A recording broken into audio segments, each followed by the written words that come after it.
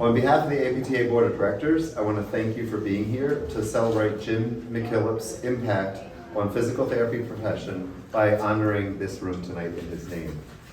As you know, this building is the Centennial Center. We built this headquarters as an area of opportunity, but it's also a place to honor our past and those that have been involved in the profession. We're grateful to make the connection wherever we can, and tonight specifically honoring Jim McKillip.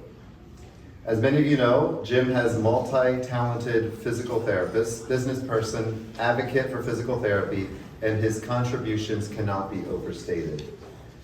It's my hope that this room not only honors Jim's accomplishments, but the qualities that made him a force to be reckoned with within the profession. His dedication, strategic thinking, and his tenacity. So simply put, he got things done, similar to one of our board members, as we're all better off because of it. Thank you for being here tonight to recognize him. So now I'm going to invite Justin Moore up for the next.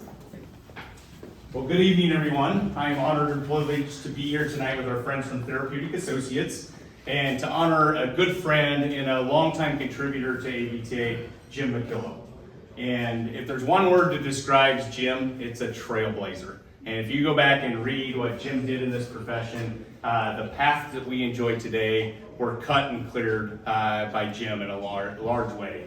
And so we're just really appreciate the partners of Therapeutic Associates to donate to the future generations of our membership with the contribution to name this room after Jim in his honor. And so and when I think of him as a trailblazer, I want to talk a little bit about the paths he created. The first is he created an advocacy path. This year we're enjoying the 50th anniversary of the Political Action Committee. Jim was one of the persons that started that Political Action Committee 50 years ago.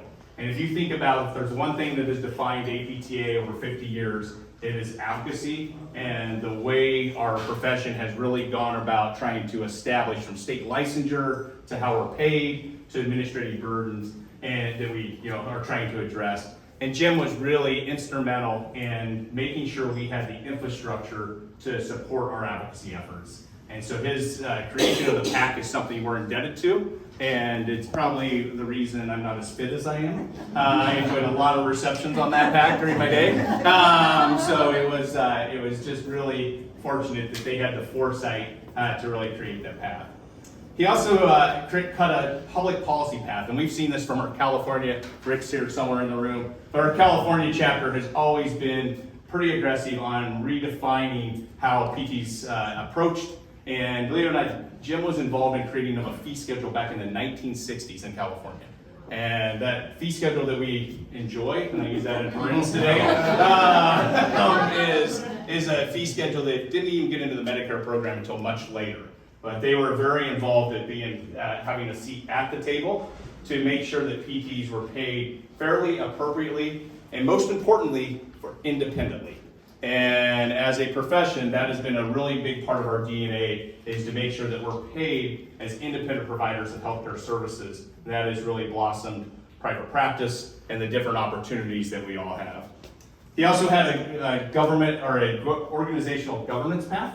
And so not only advocacy, not only public policy, but he also was really instrumental in establishing the Foundation for Physical Therapy Research.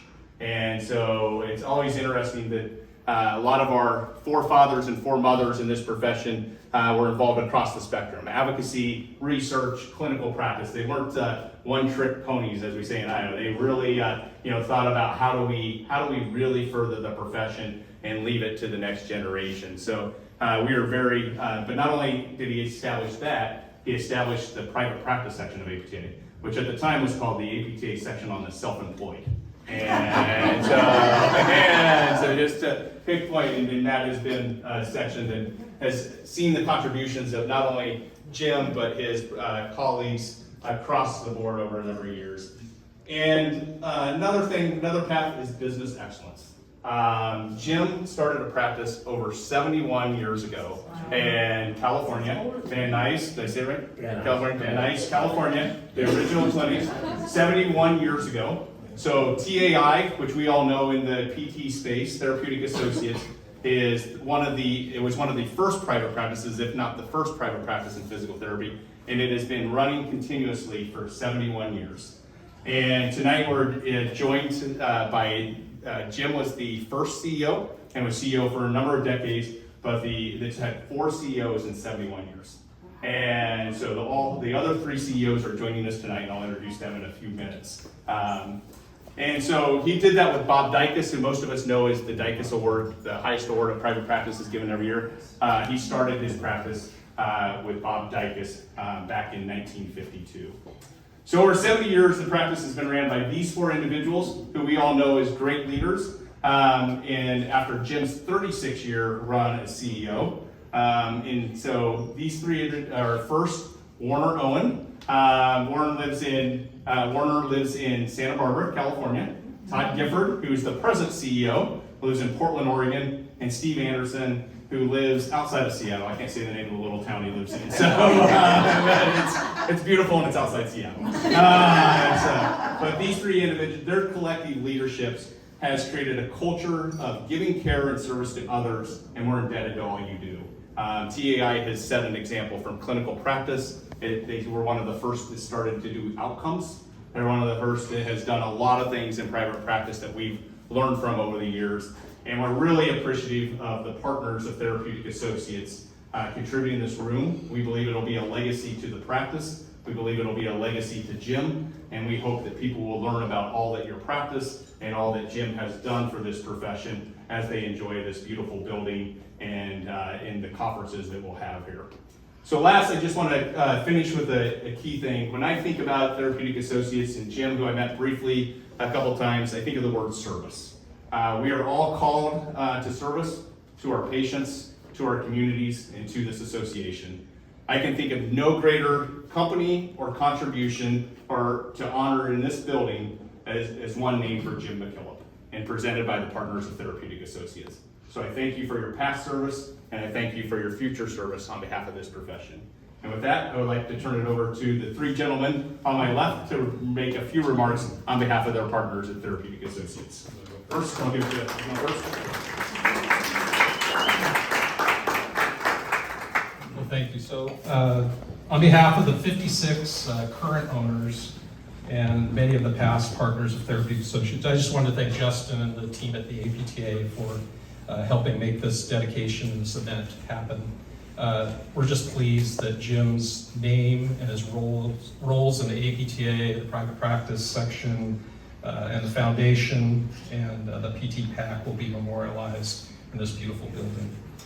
Therapeutic Associates was founded by Jim and Bob Dicus in 1952, and as Justin said,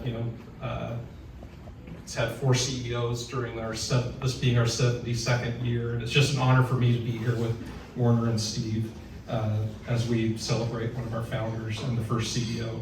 I had the opportunity to meet Jim early in my career at TAI, but much of what I know about him has been passed on through others, so it's going to be fun for Steve and Warner to be able to share some more firsthand experiences with Jim. I do, however, know of Jim's legacy that lives on in our organization and the PT industry. Jim was a maverick and developed an outpatient PT and hospital contracting. What many people probably don't know is we have a contract that Jim first negotiated with a hospital in Southern California in the mid-1950s that we still hold today, which is pretty amazing. Also, the business ownership model that Jim created still lives in our organization at this point from the early days. And it's unique in our industry, and it's provided incredible opportunities for many of the PTs to get into ownership and then different leadership paths within our organization. Warner, Steve, and I were talking last night. We all started our careers with TAI, or soon after we got our degrees with TAI as staff therapists, and worked our way up through that leadership model. And then I'll finish with something that I shared at our company management retreat earlier this fall. Jim was a visionary, and I can't help thinking of what Jim's perspective would be with some of the challenges and opportunities we have today. in our industry. You'll hear a few of the stories from Steve and Warner. But in the early days when they started the first clinic in Southern California, Jim did not place limits on what he would do based on what was done in the past or what normal practices were in that day. The phrase, "you can't do that," for him was just motivation to innovate and forge ahead. So I'll turn it over to Warner. Oh, Steve, you want to- I'm fortunate in that I started my physical therapy career going through the UCLA Children's Hospital program.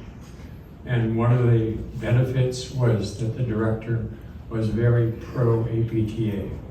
And she demanded that we attend the chapter meetings on the third Tuesday of every month. And then the next day we would talk about what was presented.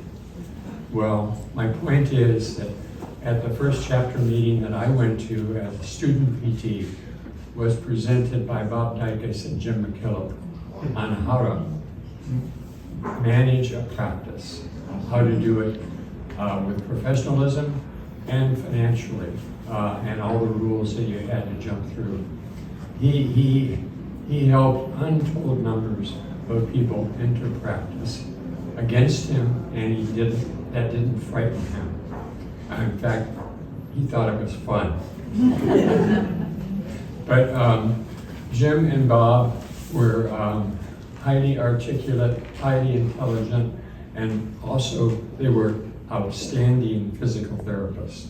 To watch one of them work was really a pleasure on helping a patient do something that they couldn't do before. And he was always supportive of the APTA. He was always supportive of anyone's personal dreams, even if they went into competition against him. It didn't frighten him. In fact, he laughed at it. He had an unusual set of personal mores that you don't see very often in today's leaders. He opened doors for you, and then it was up to you to walk through. And that's a principle that we need to get back into in most professions, opening doors, letting people walk through. Bob and Jim did that constantly. To be here today, recognizing this building, the first vacation that I had when I worked for Jim, I was headed toward New York City with my wife. And he said, go to APTA headquarters and pay a visit. Well, I wish I hadn't. There were 2 small rooms run by a gal who was a manager by the name of Lucy. And that was back in 1961. You've come a long way. But having the physical therapy staff at the headquarters was something that was their dream, that manager also be a physical therapist. And so Charles Diggerstro, Jim McKillip, Bob Dicus, and a whole list of people, they made that happen over the years. Royce Nolan was a PT from California. He ended up being the director at headquarters. But they never ever took their jobs anything but professionally and seriously. And they were willing to help anybody that asked for help. And that isn't done today. And also, their principles are still alive. We just need to be supportive. It was a wonderful time. I spent 40-some years working with Jim, eventually as his partner. And it was something that you got out of bed in the morning and you look forward to work. If you had a problem, you got on the phone and you talked to Jim or Bob. They always had solutions. They were just innovators. And once again, we need more of that. And you're well on your way to establishing all the things that Jim and Bob dreamed of.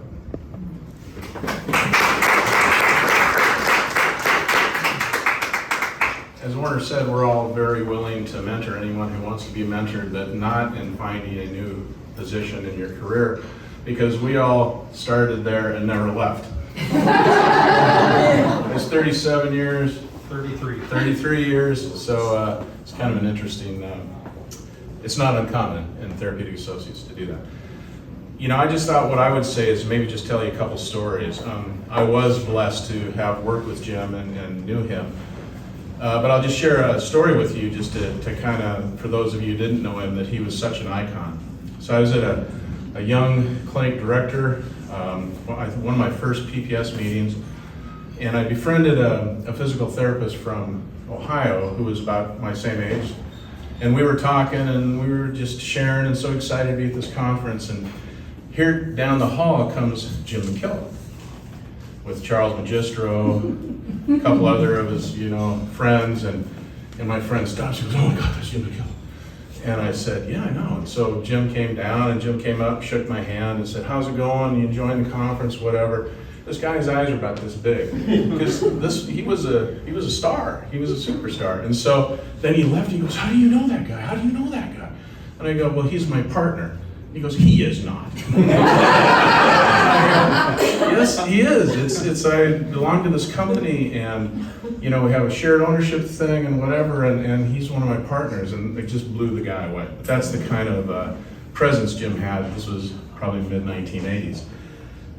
The other story is a little known fact in Therapeutic Associates, as Jim would tell the story often, is he said, if I want to have a company that I'm going to grow and build and make into what my vision is, I want to hire people like me, and that means work hard, do whatever it takes, give other people opportunity, whatever. And if I hire people like that, within about 3 years, one of two things happens. They either leave and set up their own clinic and do what I'm doing, or they want a piece of my pie. So what can I do so that I don't lose great people in the organization? So he had read a biography of J.C. Penney. And if you know anything about J.C. Penney, it started as a department store in New Jersey, and one store. And J.C. Penney had this amazing store, and people would drive from hundreds of miles away to go to J.C. Penney store. So, of course, I don't know what they call them those days, but we know them as the private equity guys came in and said, "We got to grow this thing, right?" And J.C. Penney said, "But I'll only do it one way, is that every store we open, the store manager, whatever, has ownership in that store."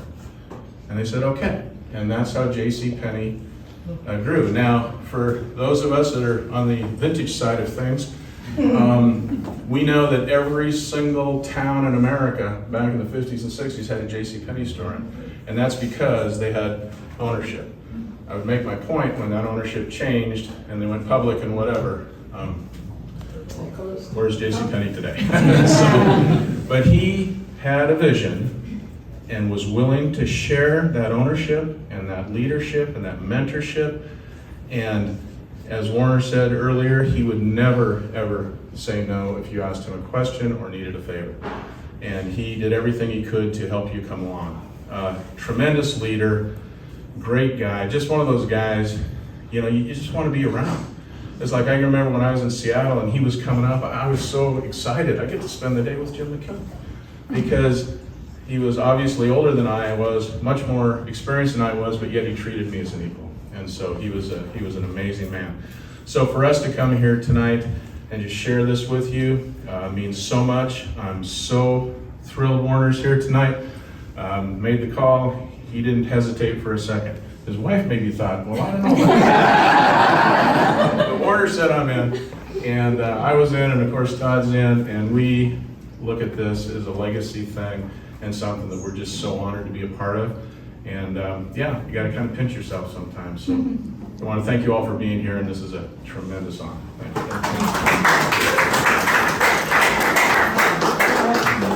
This is a little surreal for me. If we go back to last night, the I am statements, I am APTA's treasurer, and I have the opportunity to say thank you to Therapeutic Associates. But Warner, my door was opened by those two gentlemen, and I am the COO of Therapeutic Associates. So this is pretty cool, and I just can't express the legacy that was started and continues to proliferate through private practice section presidents, APTA board members. One of the early shareholders also was APTA treasurer, Dan Jones. He was president of the orthopedic section, and the opportunity to serve and be in leadership in this company is expected and encouraged and embraced. And I just really hope that we can help facilitate this for other new professionals. Shouldn't say new. Yeah, new is right, just not young. As we move our profession forward. So what an honor, and thank you all for being here, and I'm excited. This room is used, I kept telling my business partners, this room's used all the time. This is a good one. We want this one. So thank you all for being here, and thank you guys for the travel and the stories and everything you set us up for. Have a good night. Well, before we close, I'm gonna ask Steve, Todd, and Warner to come over here and cut the ribbon to reopen the room. So if you guys could do us the honors, and then we'll return to the patio for music and beverages. Warner, you can do the honor. Yes.